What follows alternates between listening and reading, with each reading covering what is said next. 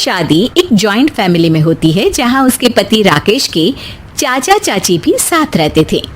उनकी बहू मेघा सिम्मी की जिठानी लगती थी। अरे मेघा, राकेश आ गया है, उसका खाना लगा दे बेटा। हाँ माँ, बस वो चेंज कर ले, मैं खाना लगा दूंगी। सबके कमरे में जाने के बाद सिम्मी और राकेश साथ खाना खाते हैं, जिसे देखकर मेघा को जलन होने लगती है। अरे सिम्मी, हमारे घर में पति के साथ खाना खाने का रिवाज नहीं है, तुम्हें राकेश ने बताया नहीं क्या? सिम्मी मुस्कुराकर वहां से चली जाती है कि मेघा सिम्मी की सास के पास जाती है।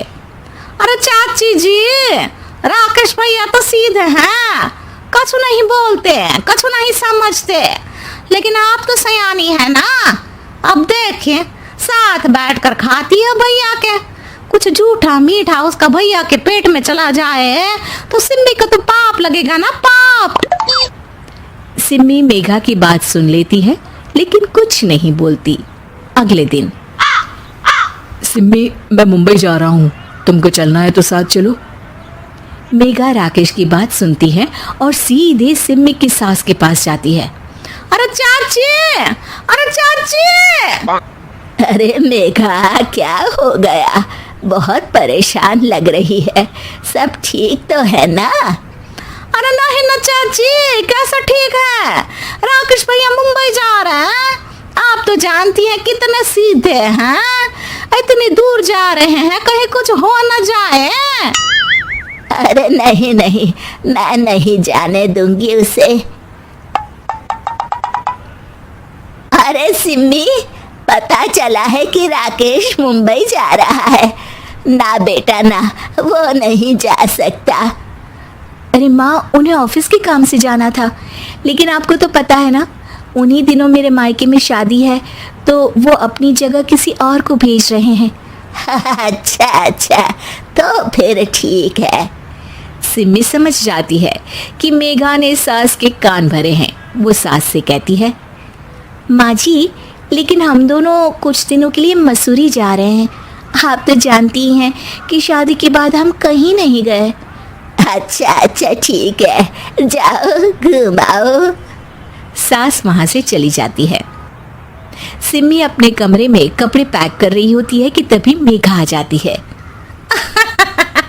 अरे गर्मी में सर्दी के कपड़े काहे पैक कर रही हो? सिम्मी को मेघा पर नाराजगी तो होती है, लेकिन फिर भी वो कुछ नहीं बोलती। दरअसल मैं और राकेश हनीमून के लिए मसूरी जा रहे हैं ना। कहाँ? हनीमून? हाँ हाँ, हनीमून। क्यों? हनीमून के लिए तो पति पत्नी ही जाते हैं ना, तो मैं और राकेश जा रहे हैं। मेघा भागकर सिम्मी की सास के पास जाती है। अरे चाची, सच में तुम लोगों जितना सीधा परिवार तो मैंने देखा ही नहीं है। अरे अकेले भेजोगे दोनों को? मैं और सुरेश तो कभी अकेले नहीं गए। हाँ भाई, हम तो परिवार में ही अच्छे, बड़ों के बीच, ऊपर से खर्चे है भगवान। अरे चाची, पहाड़ी इलाका है, कुछ हो गया तो? सास सीधी सिम्मी को बुलाती है, लेकिन सिम्मी तो वहीं सास के कमरे के बाहर ही खड़ी थी।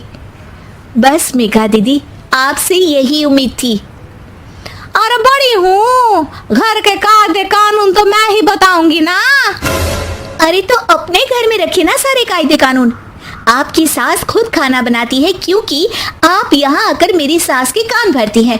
आपका पति हमेशा खुद खाना लेकर खाते हैं, क्योंकि आप मेरे घर में ये देखने के लिए बैठी रहती हैं कि मैंने और राकेश ने साथ खाना खाया तो खाया कैसे। मेघा दीदी, आप अपने घर और घर वालों का ख्याल रखिए, मेरे घर में ज्यादा घुसने की जरूरत नहीं है। और हाँ, मैं अपने सास और पति को संभाल लूंगी। मेघा चिल्लाती हुई वहां से चली जाती है, जिसकी आवाज सुनकर राकेश वहां आ जाता है। सिम्मी, मैंने तो तुम्हें पहले ही अपने घर का माहौल बता दिया था। हाँ राकेश, तुम्हारे घर का माहौल बहुत अच्छा है, लेकिन बाहर से कुछ लोग आकर इसे खराब करना चाहते हैं, जो मैं नहीं होने दूंगी। सास सिम्मी की बात सुनकर कमरे में चली जाती है। सिमी और राकेश घूमने जाते हैं और जब वापस आते हैं तो दरवाजे में मेघा और उसके पति खड़े होते हैं, वो भी सामान लेकर। अब छोटे मर्यादा तोड़कर घूम रहे हैं तो हम काहे नहीं। अरे भाभी, तो आपको किसने मना किया है? वैसे भी 4 दिन की जिंदगी है, दूसरों के घर में ताक झाक करके बिताने से अच्छा हो मौज करके